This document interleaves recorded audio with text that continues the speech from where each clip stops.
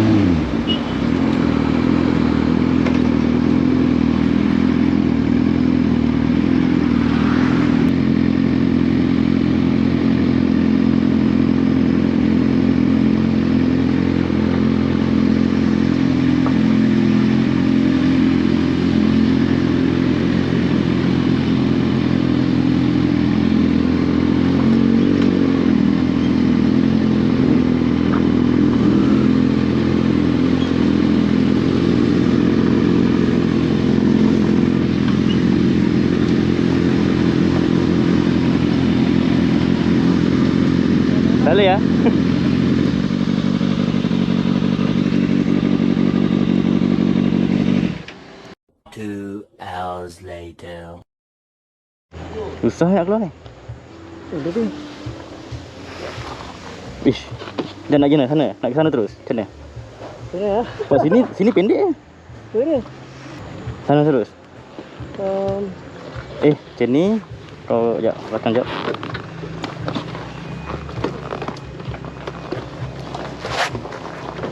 Pisang.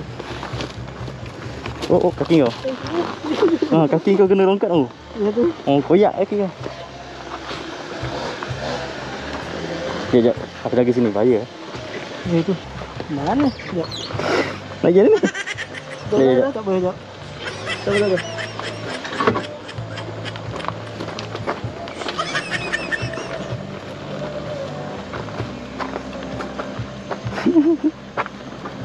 Good. Okey, boleh dah. Ya. Jom.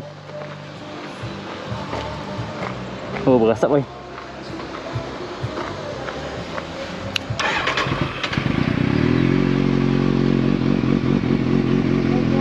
Oh, berasap.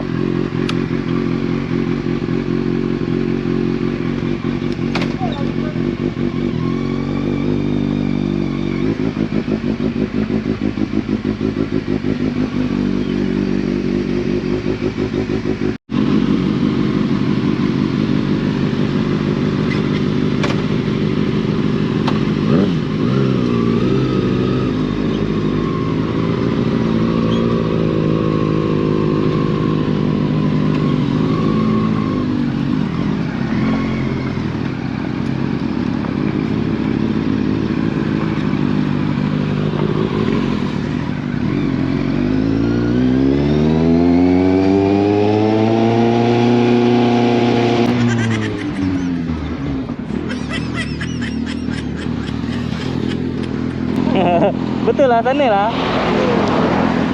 Sana.